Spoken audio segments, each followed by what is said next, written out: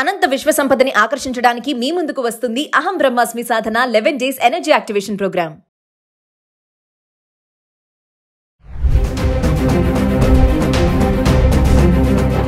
నమస్కారం, నేను మీ అడ్వకేట్ సంగీత. కడప జిల్లాలోని గండికోట దగ్గర జరిగిన వైష్ణవి మర్డర్ కేసు అనేది అనేక అనుమానాలు, ఎంతో మందిని అనుమానిస్తూ కూడా పోలీసులు ఎంక్వైరీ పదంలో నడవడం జరిగింది. చాలా మందిని ఎంక్వైరీ చేశారు. అంటే ముందుగా తను మర్డర్ అయిన నేపథ్యంలో అదంతా చూసిన తర్వాత తన ఒంటి మీద ఒక్క డ్రెస్ కూడా లేకపోవడంతో తన బాయ్ ఫ్రెండ్ ను ముందు అనుమానించారు, లోకేష్ ని. అనుమానించి అతను ఏమైనా రేప్ చేసి చంపాడేమో అన్న ఉద్దేశంతో అతన్ని ముందుగా పోలీసులు అరెస్ట్ చేయడము, అలాగే అతన్ని ఎంక్వైరీ చేయడం ఇదంతా జరిగింది. తర్వాత పని చేయలేదు అని చెప్పేసి వెంటనే అతన్ని వదిలేయడం కూడా జరిగింది. ఇంకా తర్వాత నెక్స్ట్ పోలీసులు వాళ్ళ కుటుంబ సభ్యులను కూడా ఎంక్వైరీ చేయడము ఇదంతా కూడా జరిగింది. కానీ అక్కడే చాలా అనుమానాలు రేకెత్తాయి. కుటుంబ సభ్యుల దగ్గరనే సరైన ఆన్సర్స్ రాకపోవడం, వారు చెప్పిన దానికి అక్కడ జరిగిన దానికి వీళ్ళు చెప్తున్న దానికి ఆ అబ్బాయి చెప్తున్న దానికి అసలు పొంతన లేకపోవడం అనేది పోలీసులు గ్రహించడం చేసిన తర్వాత ఇదంతా కూడా ఏదో రకంగా ఉంది అని చెప్పేసి ఇమీడియట్ గా పోలీసులు మీడియా ముందు వీళ్ళే హంతకులు అనే విషయాన్ని ఇప్పటి వరకు కూడా ఎక్కడ రివీల్ చేయకుండా దాయడం జరిగింది. దాదాపుగా వైష్ణవి చనిపోయి కూడా 8 రోజులు అవుతుంది. ఇప్పటి వరకు కూడా ఈ వైష్ణవి వీళ్ళ వల్లనే చనిపోయింది అన్న ఒక రీజన్ ని కూడా చూపించింది లేదు పోలీసులు. కానీ కాసేపటి క్రితం వారు హంతకులు ఎవరో మొత్తం పూర్తి స్థాయిలో దర్యాప్తు చేసి హంతకులు ఎవరో అనేది కూడా వారి దగ్గర మొత్తం ఇన్ఫర్మేషన్ తో సహా ఉంది. కాసేపట్లో మీడియా ముందు కూడా రాబోతున్నారు.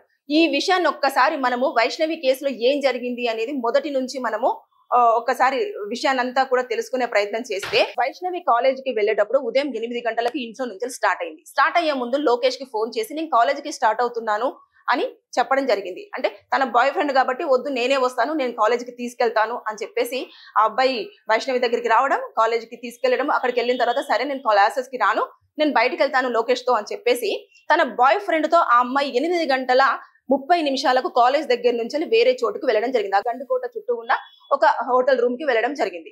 వెళ్ళిన తర్వాత అక్కడ దాదాపుగా వారు ఇద్దరు కూడా 2 గంటల పాటు టైం స్పెండ్ చేయడం జరిగింది. అంటే మరి ఏంటి మన విషయాలు ఇంట్లో తెలుస్తున్నాయి, గొడవలు అవుతున్నాయి, ఇంకా ఇలాంటివన్నీ మాట్లాడుకున్నారు అనే వార్తలే మనం ఎక్కువగా వినిపించింది. దాని తర్వాత నెక్స్ట్ 2 గంటల తర్వాత వారు మా అన్నయ్య వాళ్ళు నన్ను వెతుకుతూ ఉంటారు, మా ఇంట్లో కూడా ఈ విషయం తెలిసిపోయి ఉంటది అని చెప్పేసి చెప్పడం జరిగింది.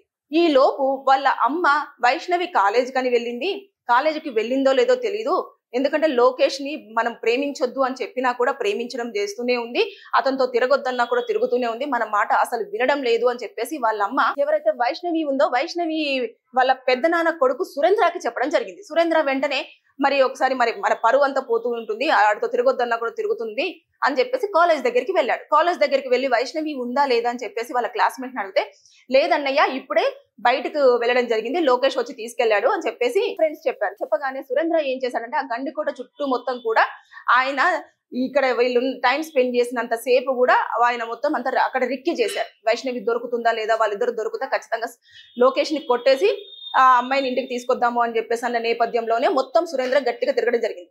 అయినా కూడా వైష్ణవి అండ్ లోకేష్ అక్కడ కనిపించకపోవడంతో ఇమీడియట్ గా వైష్ణవి వాళ్ళ బ్రదర్స్ ఎవరైతే ఉన్నారో కొండయ్య అలాగే బ్రహ్మయ్య వాళ్ళిద్దరికి కూడా ఫోన్ చేసి ఇది మన పరువు తీసేస్తుంది, ఇది అతనితోటే బయటకు వెళ్ళిందంట, ఇది ఏదేదో పిచ్చి పిచ్చి పనులు చేస్తా ఉంది, మన పరువు అంతా తీసే ప్రయత్నం చేస్తుంది, మనం ఎన్నిసార్లు కూడా కలవద్దు అన్న కూడా తనతో కలవడం కానీ తిరగడం కానీ చేస్తుంది, ఇలా చేస్తే మనం ఆడపిల్లను అదుపులో పెట్టుకోలేదు అని చెప్పేసి అందరూ మనల్ని వేలెత్తి చూపిస్తారు, కాబట్టి ఇంకా ఏదో ఒకటి చేసేద్దాం, మనకు పరువు చాలా ఇంపార్టెంట్, ఇంకా మీరు ఏం చేస్తారో చెయ్యండి, ఇంకా మనకు ఆ మనిషి లేకపోయినా కుటుంబంలో లేకపోయినా మంచిదే అని చెప్పేసి చెప్పడం జరిగింది. ఇప్పటికే వాళ్ళు ఆవేశంగా ఉన్నారు. ఆవేశంలో ఈ మాటలు విన్న తర్వాత వాళ్ళిద్దరు బ్రదర్స్ కూడా కొండయ్య బ్రహ్మయ్య ఎలాగైనా సరే అని చెప్పేసి వాళ్ళు గండికోట చుట్టూ ప్రాంతాల్లోనే ఉంటారు, అక్కడికి వచ్చారు. ఎవరైతే వైష్ణవి వాళ్ళు ఉన్నారు అనే ప్లేస్ తెలిసిందో గండికోట దగ్గర, ఇంకా అక్కడికి వచ్చేసి మొత్తం తిరిగిన తర్వాత కాసేపటికి లోకేష్ ని ఈ అమ్మాయి ఎలాగైనా సరే నువ్వు ఇక్కడ నుంచి వెళ్ళిపో, మళ్ళీ మా అన్నయ్యలు చూస్తే ఇక్కడ దరిదాపుల్లోనే ఉంటారు, చూస్తే ఇద్దరికి ఇబ్బంది అవుతుంది, నిన్ను కొడతారు, నిన్ను చాలా ఇబ్బంది పెడతారు, మన ఇద్దరిని మళ్ళీ కలవకుండా చేస్తారు, నువ్వు దయచేసి వెళ్ళిపో అని చెప్పేసి ఆయన సింగిల్ గా పంపించడం జరిగింది. పంపించిన తర్వాత ఈ అమ్మాయి మరి కాసేపటి తర్వాత స్టార్ట్ అయింది. ఎందుకంటే ఇద్దరు కలిసి వెళ్ళిపోతే మళ్ళీ అన్న వాళ్ళు ఎక్కడైనా చూస్తే అనుమానిస్తారు, ఇబ్బంది కలుగుతుంది అన్న నేపథ్యంలో ఆ అమ్మాయి కాసేపటి క్రితం అంటే 10:30 ప్రాంతంలో ఆ అమ్మాయి అక్కడ నుంచి నడుచుకుంటూ వెళ్తుంటే ఈ ఇద్దరు ఎవరైతే బ్రదర్స్ ఉన్నారో బ్రహ్మయ్య కొండయ్య వాళ్ళకి కనిపించింది. అదేంటమ్మా ఇక్కడ నడుచుకుంటూ వెళ్ళిపోతున్నావు, ఇక్కడికి ఎలా వచ్చావు, ఎందుకు వచ్చావు అని అంటే ఏం లేదన్నయ్య, నేను ఊరికేనే వచ్చాను అని చెప్పారు అని చెప్పేసి అంటున్నారు. అన్న తర్వాత ఎందుకు ఆ లోకేష్ తో తిరుగుతున్నావు, సురేంద్ర అన్న ఫోన్ చేశాడు, ఇలా చెప్పాడు, మనకు పరువు తీసే పనులు ఎందుకు చేస్తున్నావు, వాడు మంచోడు కాదు కదా. ఒకసారి మనము ఇంట్లో కూడా అంటే లేదన్నయ్య, నాకు అతనంటే చాలా ఇష్టం, చాలా మంచోడు అని చెప్పగానే సరే మనం మాట్లాడుకుందామని ఆ గండికోట దగ్గర ఉన్న ఒక ఆలయం దగ్గరికి తీసుకుని వెళ్ళి మనం మాట్లాడుకుందాము, నీకు ఇష్టమైతే నేను ఇంట్లో ఒప్పించే ప్రయత్నం చేస్తాను, మేము ఎట్లయినా మాట్లాడతాము అని చెప్పేసి ఆమెను నమ్మించి ఆ టెంపుల్ దగ్గరికి తీసుకెళ్లారు. తీసుకెళ్లిన తర్వాత వీళ్ళు ఏం చేస్తున్నారంటే ఈమెను అతన్ని వదిలించేలాగా, అంటే వదిలేసి ఇంకా ఈమె లైఫ్ లీడ్ చేసేలాగా, ఇంకా అతను చాలా దొంగ, మంచోడు కాదు, తాగుబోతూ తిరుగుబోతూ ఇలాంటి అలవాట్లు ఉన్నాయి, అలాంటి అలవాట్లు ఉన్నాయి అని చెప్పేసి ఆవిడకు ఏదో మాటలు చెప్పే ప్రయత్నంలో, ఎప్పుడైనా సరే లవర్స్ అంటే ఒక ప్రేమలో ఉన్న వ్యక్తికి తను ప్రేమిస్తున్న వ్యక్తి పైన ఏం చెప్పినా సరే ఆ టైంలో వాళ్ళు రిసీవ్ చేసుకునడానికి సిద్ధంగా ఉండరు. అలాంటి టైంలో అతను చెడ్డోడు చెడ్డోడు చెడ్డోడు అంటున్న టైంలో ఆవిడ రివర్స్ అయ్యింది అన్నలకి. నాకు అవసరం లేదు, నేను చేసుకుంటే అతన్నే పెళ్లి చేసుకుంటాను, నాకు అతనంటే ఇష్టం అనగానే వాళ్ళకు కోపం ఎక్కువైపోయింది. ఇంకా ఎక్కువైపోయి ఎలాగైనా సరే అని చెప్పేసి కడుపులో గట్టిగా కాలుతో తన్నగానే చనిపోయింది. చనిపోయిన తర్వాత అయ్యో చనిపోయిందని చెప్పేసి వెంటనే ఇమీడియట్ గా ఆవిడని తీసుకెళ్లి ఆ చెట్ల పొదల్లో పడేయడం జరిగింది. కానీ పడేసే ముందు ఏం చేశారు అంటే ఒంటి మీద ఒక్క క్లాత్ కూడా లేకుండా చేశారు.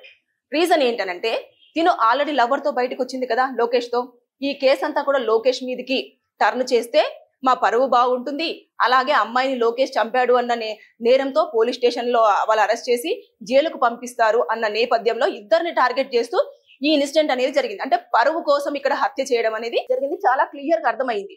కానీ ఇది అన్ని రకాలుగా అన్ని కోణాల నుంచి పోలీసులు దర్యాప్తు చేస్తుంటే ప్రతిదీ మ్యాచ్ అవుతుంది, కానీ ఎలా దీన్ని సాల్వ్ చేయాలని తెలియదు. ఎందుకంటే మీడియాలో ముందుగా ఎప్పుడైతే లోకేష్ అని చెప్పేసి ఒక 1 డే మొత్తం కూడా లోకేష్ తీసుకెళ్లాడు, వాళ్ళ ఫ్రెండ్స్ తో రేప్ చేసి చంపించేశాడు, అందుకనే ఆ అమ్మాయి బట్టలు లేకుండా అలా పొదల్లో పడిపోయి ఉన్నది, ఇంత దారుణంగా చంపేశాడు, అతన్ని ఉరి తీయాలి, ఎన్కౌంటర్ చేయాలి, ఇలాంటి వార్తలన్నీ కూడా గుప్పుమని లెగిసిన వెంటనే పోలీసులు వచ్చి ఇప్పుడు ఈ వాదన కాదు ఇది అని చెప్పేసి, అంటే పోలీసులు ఏదో మతలబ్ చేశారు అందుకోసం అని చెప్పేసి ఈ కేసుని ఏటో దారి మళ్లిస్తున్నారు, కావాలని కుటుంబ సభ్యులను ఇరికిస్తున్నారు అన్న ఇలాంటివన్నీ వస్తాయి అన్న కారణంతో వాళ్ళు ఏం చేశారంటే టైం తీసుకున్నా మంచిదే, కానీ ఎందుకంటే అక్కడ రేప్ జరగలేదు అని చెప్పేసి పోలీసులకు నిర్ధారణ అయిపోయింది, అలాగే అక్కడ లోకేష్ చంపలేదు అని చెప్పేసి కూడా నిర్ధారణ అయిపోయింది. ఎందుకంటే లోకేష్ ఒకటే బయటకు వచ్చేసి ఏదైతే సింగిల్ గా వస్తున్నాడో ఆ టైం డ్యూరేషన్ కూడా చూశారు, వైష్ణవి ఎక్కడ ఉందో అని అంట.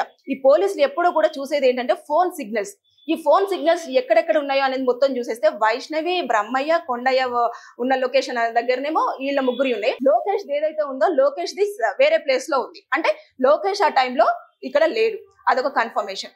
దాంతో పాటు ఎప్పుడైతే ఈ అమ్మాయి అక్కడికి తీసుకెళ్లి చంపారో ఆ టైంలో కూడా వీళ్ళ అన్నయ్య ఎవరైతే ఉన్నారో సురేంద్ర, బ్రహ్మయ్య, తర్వాత కొండయ్య, వీళ్ళ సిగ్నల్స్ అన్ని కూడా ఆ గండికోట దగ్గర మాత్రమే ఉండడం జరిగింది. అంటే ఇవన్నీ కోణాలలో కూడా దర్యాప్తు చేశారు, వాళ్ళ దగ్గర ఫుల్ ఎవిడెన్సెస్ అన్ని పెట్టుకున్న తర్వాతనే మీడియా ముందుకు వచ్చేసి పాయింట్ టు పాయింట్ ఎవిడెన్స్ అంతా చూపిస్తూ ఎక్స్ప్లెయిన్ చెయ్యాలి అని చెప్పేసి అన్న ఉద్దేశంతో ఇన్ని రోజుల వరకు కూడా ఈ కేసుకు సంబంధించిన సాక్ష్యాలు కానివ్వండి, ఈ కేసుకు సంబంధించిన ఇన్ఫర్మేషన్ కానివ్వండి, అన్ని కూడా ఒక సీక్రెట్ గా ఉంచడం జరిగింది. అయితే కొద్దిసేపటి క్రితము పోలీసులు వాళ్ళ అన్నయ్యల మీద చాలా అనుమానం వస్తుంది కదా, వాళ్ళను కుటుంబ సభ్యులను కూడా ఎంక్వైరీ చేసిన నేపథ్యంలో వాళ్ళ అన్నయ్యను పిలిచి మీరు ఎక్కడ ఉన్నారు, వైష్ణవి చనిపోయిన టైంలో మీరు ఎక్కడ ఉన్నారు అంటే సురేంద్ర నేను వాళ్ళ ఫ్యామిలీ మెంబర్స్ తోటే ఉన్నాను, మా చెల్లి చనిపోయిన తర్వాత నేను ఎందుకు ఎక్కడికి వెళ్తాను, నేను కుటుంబ సభ్యులతోటే ఉన్నాను, అక్కడే తిరుగుతున్నాను, చెల్లి మిస్ అయిపోయింది అది అని చెప్పేసి ఆయన ఏదో మాట చెప్పాడు. తర్వాత బ్రహ్మయ్య వచ్చేసి నేను చెన్నైలో ఉన్నాను, నాకు చెన్నైలో ఒక చిన్న పని ఉంటే నేను అక్కడికి వెళ్ళాను, సో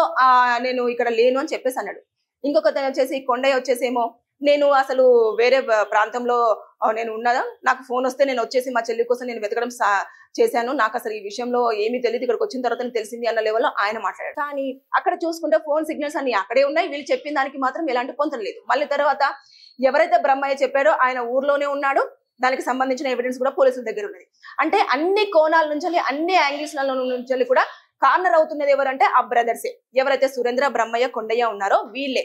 దీనికి తోడు వాళ్ళ తల్లి, స్వంత తల్లి కుటుంబంలో ఉన్న పరువంతా తీసేస్తుంది, వాడిని లవ్ చెయ్యొద్దు, మన పరువు తీయొద్దు, నువ్వు ఒక్కగాని ఒక ఆడపిల్లవి, మేము చెప్పిన తన్ని పెళ్లి చేసుకోవాలని తల్లిదండ్రులు చెప్తున్న మాటను కూడా వినట్లేదు అన్న ఉద్దేశంతో వారు ఎక్కడో ఉంటున్న ఊరి నుంచి కూడా అతనికి దూరంగా వచ్చేసి ఇక్కడ అమ్మాయిని కలవనివ్వకుండా వారితో మాట్లాడనివ్వకుండా చేయాలి అని ఉంటే మళ్ళీ కలుస్తుంది అన్న కోపంతో ఇంకా కూతురికి చంపేసిన విషయం తల్లికి తెలిసినప్పటికీ కూడా కొన్ని సందర్భాలలో ఆవిడ మౌనంగానే ఉంది అని చెప్పేసి మనకు వార్తలు వినిపించినాయి.